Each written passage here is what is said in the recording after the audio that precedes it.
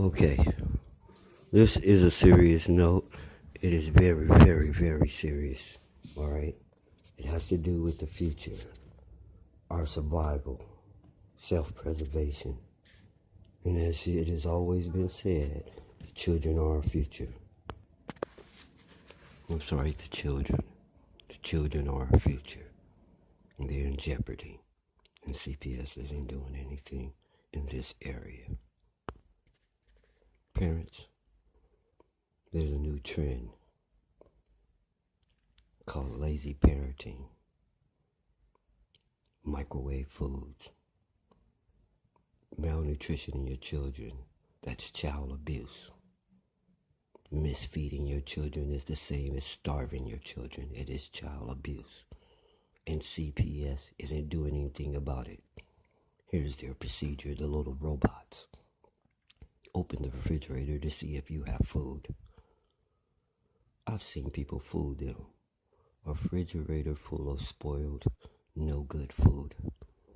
Freezer burned. Food props. CPS doesn't check to see if there's healthy, nutritional food in the house. Evidence of it being served to the children, or if the children are malnutritioned. They don't even know what the signs of malnutrition is. They would have to take them to a doctor to be examined because they don't bring anyone who can analyze or evaluate a child with them. I don't know what their purpose is because they're not socially educated enough.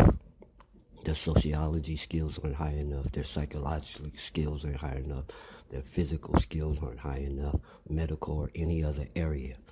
This is a very serious area. Children, there should be all experts involved. Someone who can look at a child and spot bruises and abuse. Someone who can look at a child and spot malnutrition. Someone who can look at a child and spot their health problems. This is who's supposed to go visit on a CPS visit. Not a cop and some junior college short course educated person. Listen, parents, they're coming now that I've made this note. You better prepare and step your game up. You are not feeding your child right. If they are examined, this is going to be a charge now. It's going to be a charge equal to starvation. Misfeeding your children is an equal crime to starving your child.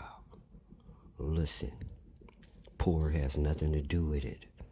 When you're buying Netflix and cable television and cell phones, I don't want to hear it.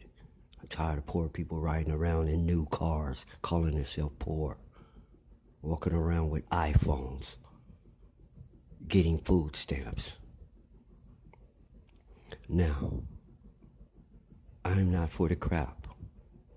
I'm the new CEO. Parents, I'm warning you. You will feel like you're under attack.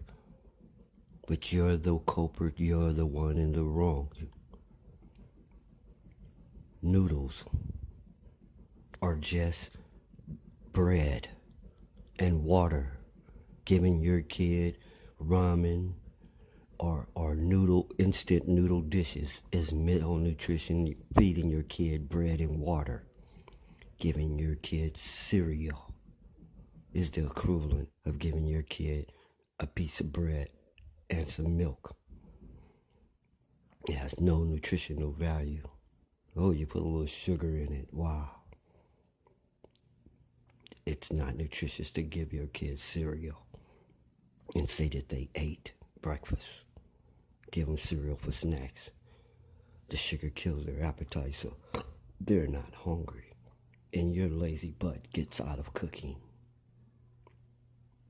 The little cheap burritos that are mostly dough with a little bit of, I wouldn't even call it meat filling, some cereal filling that's disguised as meat. and beans or whatever is not nutrition. Giving your kid those burritos, those top ramens, or any ramen noodles, or cereal, and the list goes on. Chips, come on now. Chips aren't nutritious because they were made of corn. By the time the corn makes it to the chips, all the nutrition value is out of the corn. It's just dead mush. By the time corn floats in a can of water, canned corn has lost a lot of its nutritional value. So you know something that has been dried out, smashed, reconstituted, and then shaped into potato chips or cheese balls or whatever. Giving your kid corn snacks is no better than giving them bread. You gave them some cornbread this time. You're fooling yourself, lying to yourself, or you can't lie to us, and you're lying to your child. I'll do anything for my child. I'll die for my child. I'll do all this here. Well, get your mind together for your child. SPS, Self-Preservation Society, Self-Preservation Services. The ones. Everything is so simple. It only has one reason, one explanation, one definition, one thing to think about. When any time you think in any direction, it comes down to one thought. The servants of all. That's everyone. Not this group, that group, this race, that race, this age, that age, this shape, that shape, this land, that land. All.